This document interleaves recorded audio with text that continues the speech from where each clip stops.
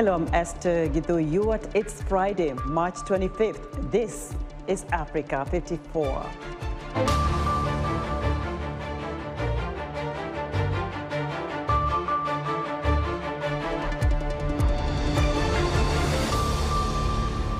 U.S. President Joe Biden and European leaders announced new measures to push back against Russia's invasion of Ukraine.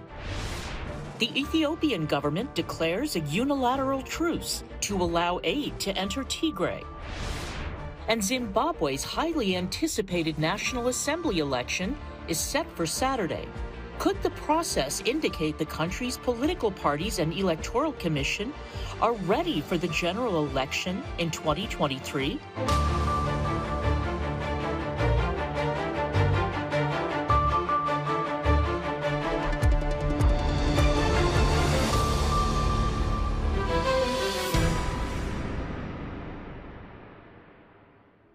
As Russia's invasion of Ukraine enters its second month, U.S. President Joe Biden arrived in eastern Poland on Friday to highlight the plight of refugees.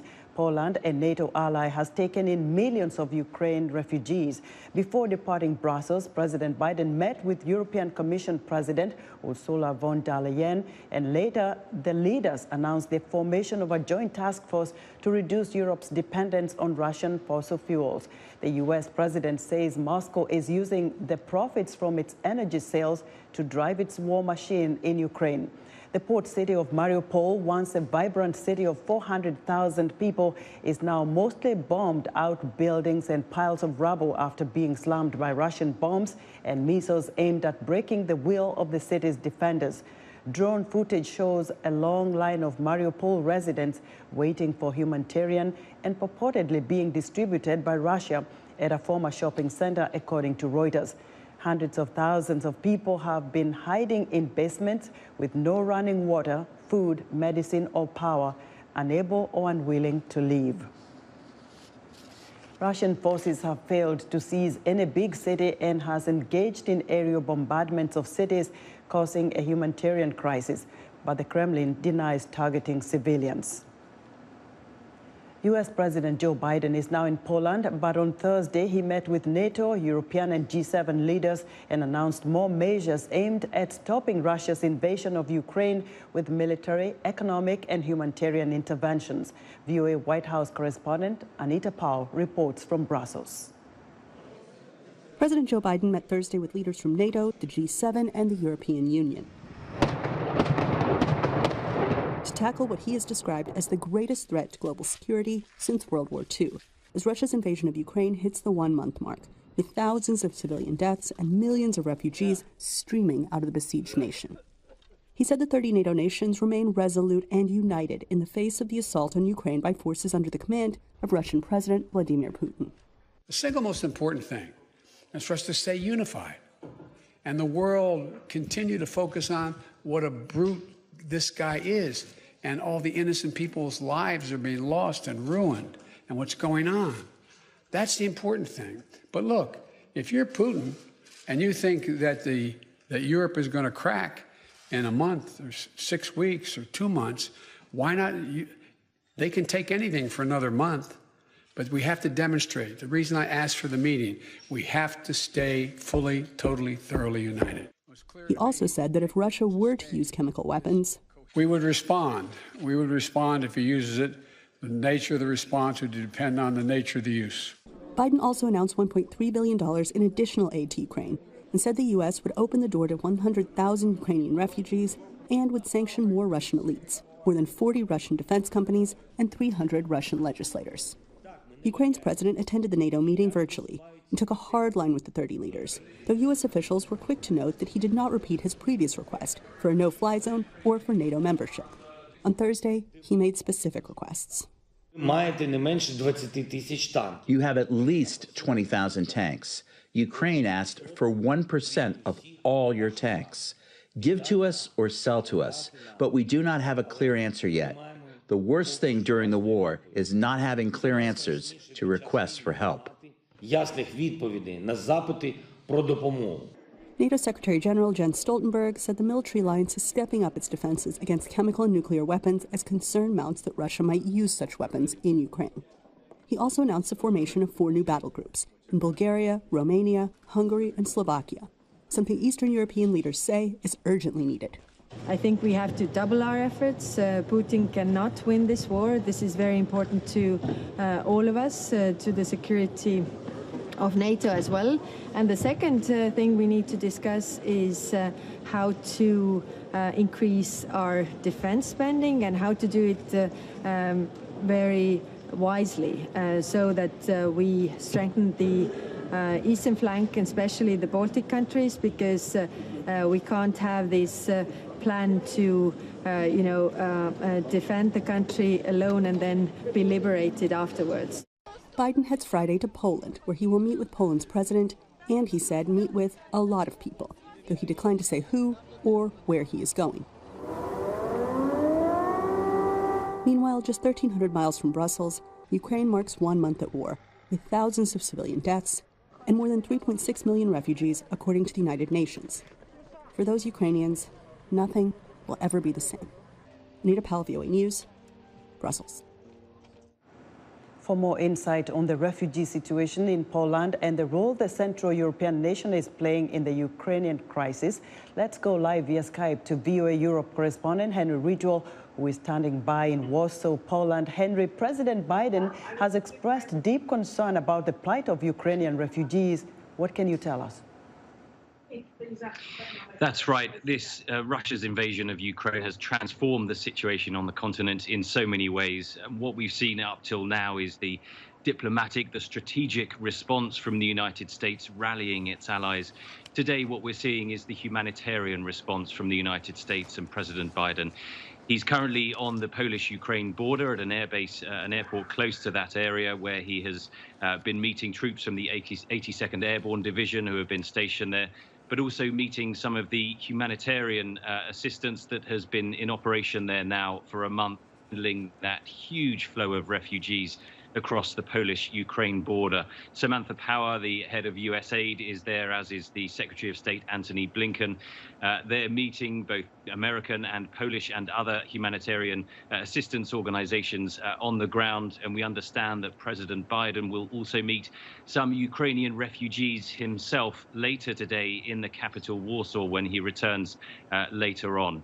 As outlined in Anita Powell's report there, the United States has promised more than $1 billion in humanitarian assistance to help Poland, to help Europe and to help Ukraine deal with this new refugee crisis. And there are so many facets to this, dealing with the refugees immediately when they come over the border, but also getting them rehoused, dealing with any medical issues. And this is going to be a long-term crisis that will be with Europe for many months and possibly years ahead. So underlining here the US long-term commitment to help not only with the strategic and military crisis that the continent faces, but also now the humanitarian crisis, which is very much present in Poland.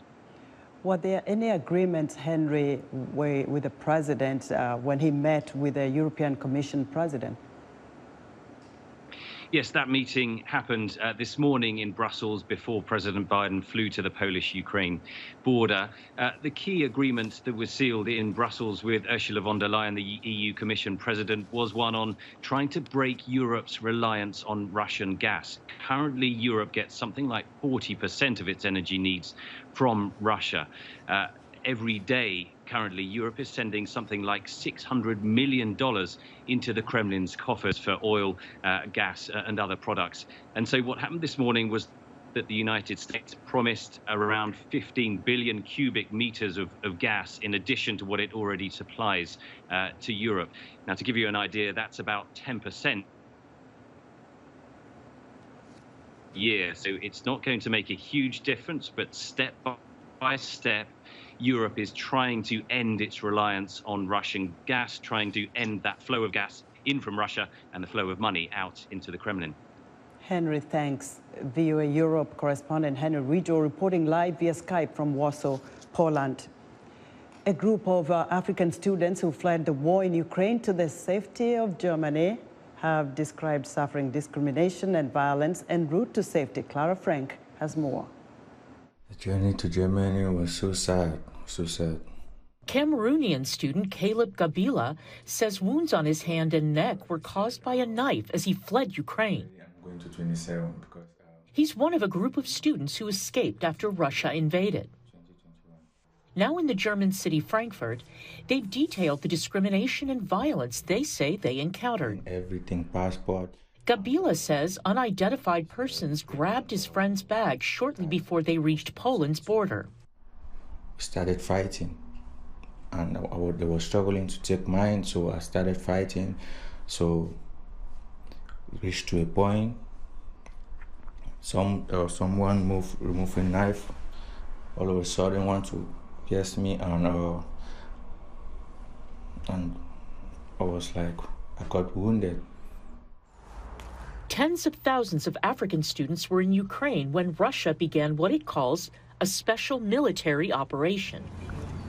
The African Union and the United Nations Refugee Agency have previously expressed concerns over reports that African students were being refused the right to cross borders safely.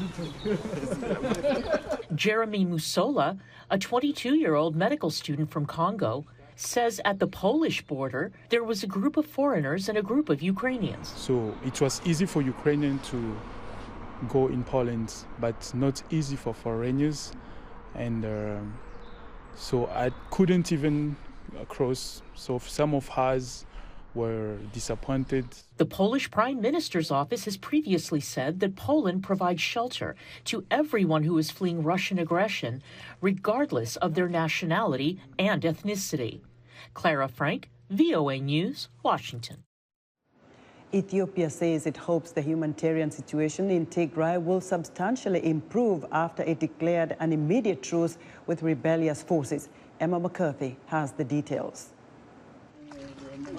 Ethiopia's government declared an immediate truce with rebellious Tigrayan forces on Thursday to allow aid into the war-ravaged northern province. A spokesman for the Tigrayan forces did not immediately respond to a request for comment. The 16-month-old conflict has pitted Tigray's rulers, the Tigray People's Liberation Front, against the central government led by Prime Minister Abiy Ahmed. More than 90% of people in Tigray need food aid, according to the United Nations. But only a tiny trickle has entered since Ethiopian troops withdrew from the region at the end of June last year.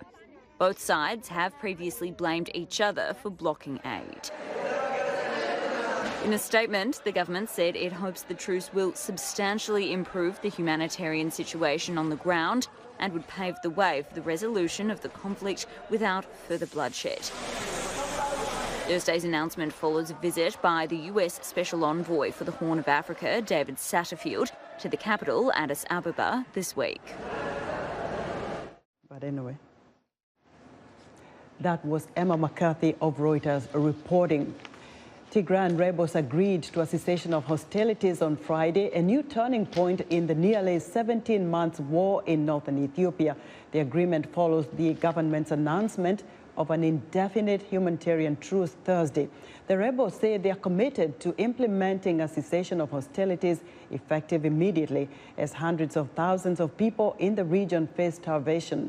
For more on the implications of this development, I'm joined by Solomon Abate, managing editor of VOA's Horn of Africa Service. Solomon, what does this ceasefire mean for both sides? Thank you, Esther, first of all, for inviting me to your show. So, Esther, as you know, Ethiopians are sick and tired of this war.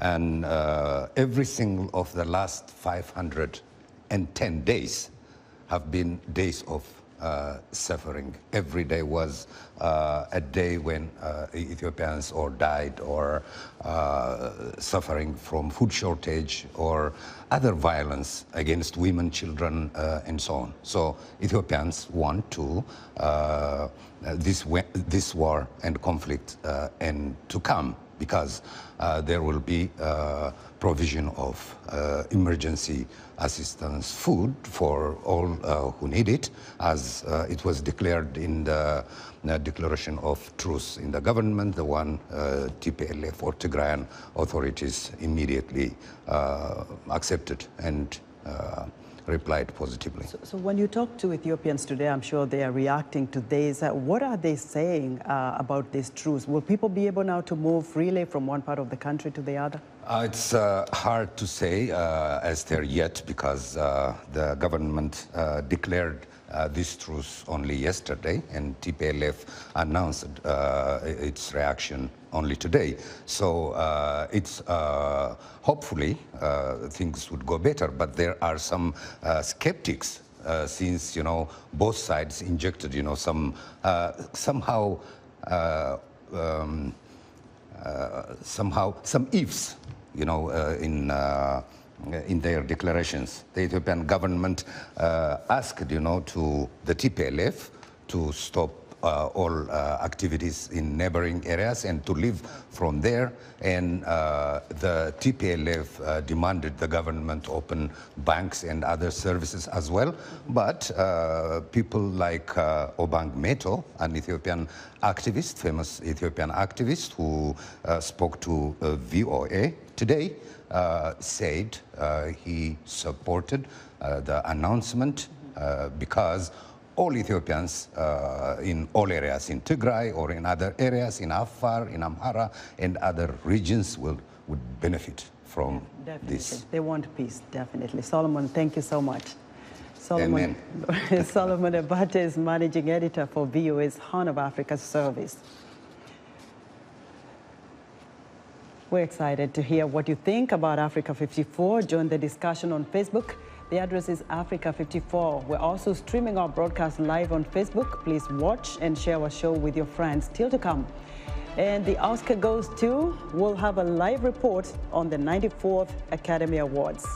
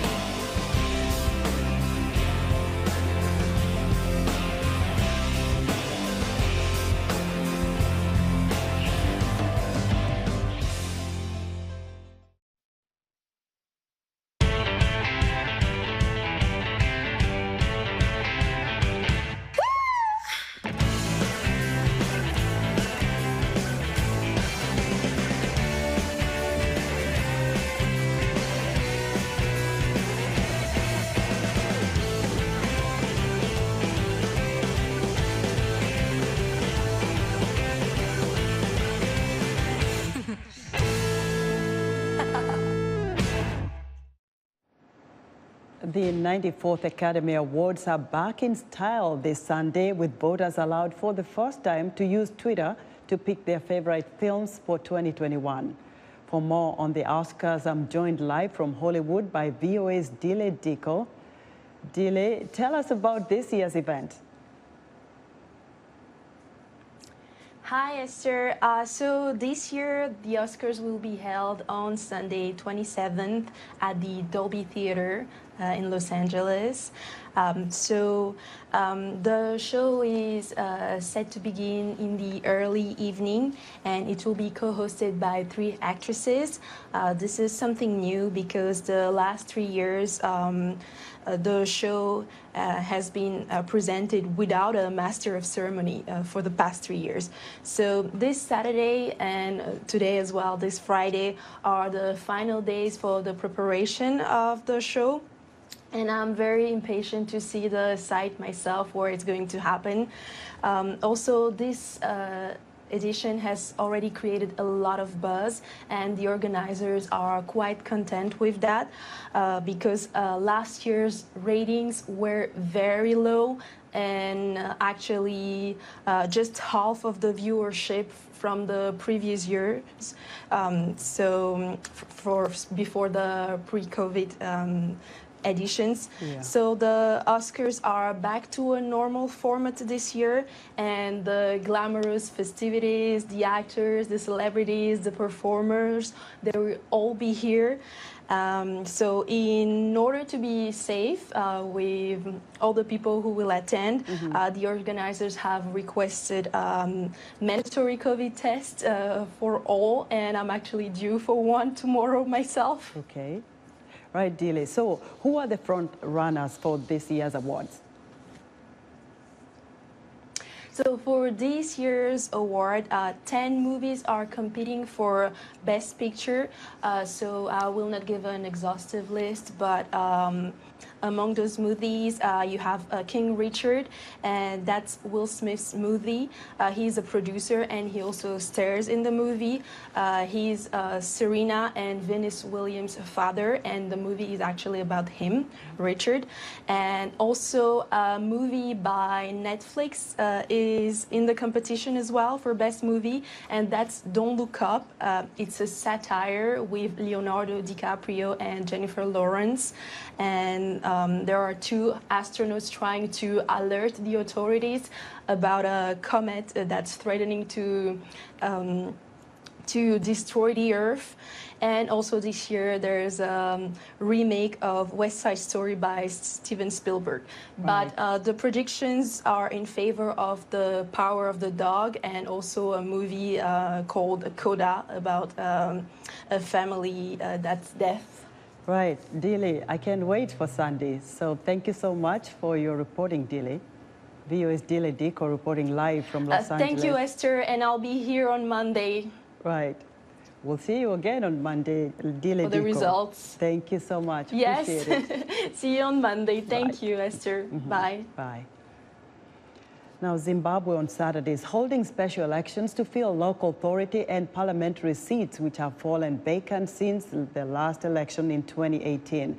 As Columbus Mavunga reports from Harare, analysts say the elections are a test to see if political parties and the Zimbabwe Electoral Commission are ready for the 2023 general election.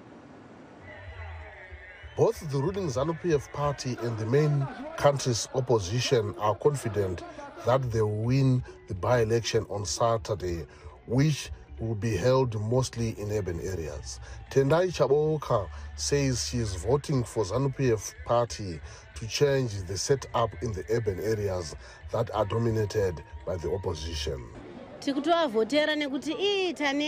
We are going to vote for it, ruling ZANU-PF, because we are tired.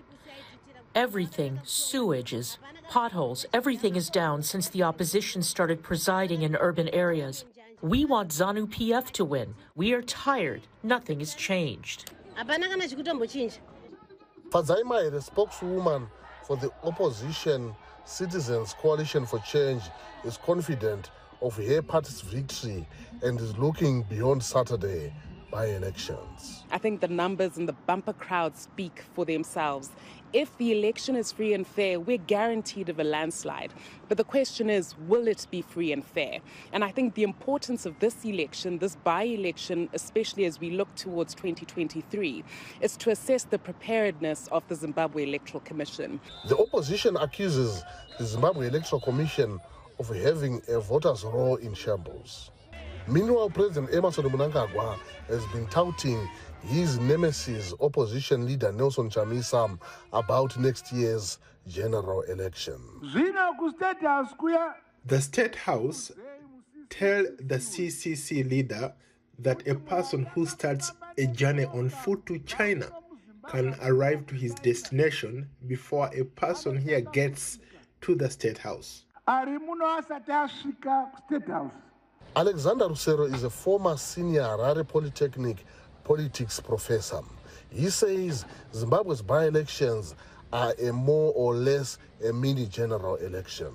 It is an important election as it is going to be used as a critical yardstick to measure the preparedness of the electoral body, the preparedness of the electorate in form of the people who will be voting on Saturday. But more importantly, this by-election is also a good measure to assess the feasibility of regime change in Zimbabwe.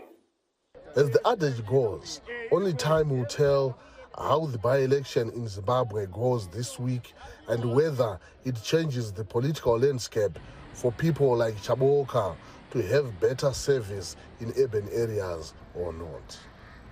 Columbus Mavungam for VOA News, Harare, Zimbabwe.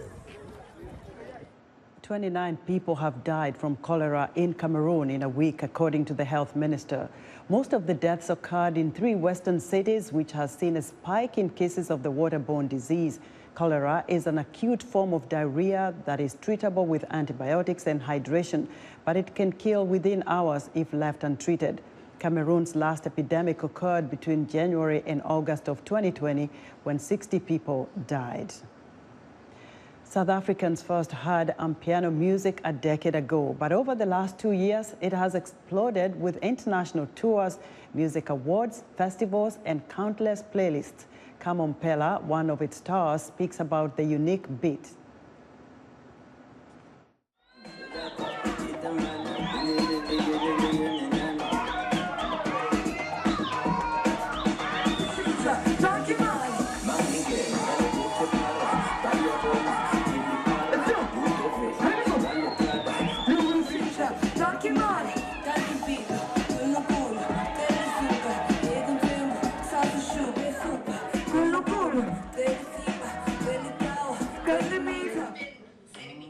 He's really dope. Yeah, Amapiano is a whole culture movement. I don't want to say it's just the sound because it gets influenced by so many other stuff that are like just part of the hood lifestyle, you know. Amapiano is part of dance. It's a global language because you can have rappers, you know, on Amapiano. You can have jazz musicians. So it's not like necessarily you have to be a rapper to be on Amapiano.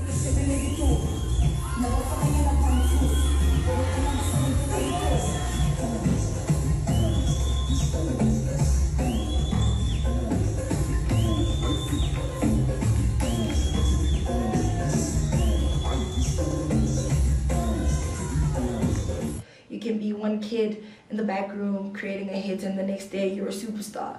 And that's what's nice about Amapiano. There's just so much talent in the world and so much creativity that people can bring, and that's why we'll always have hits, because one kid from Soshanguve has, you know, that one hit that they believe in, and become the next day you just wake up a superstar because your song is on TikTok. Yeah. Yeah, it's like a camera. We're choosing everything.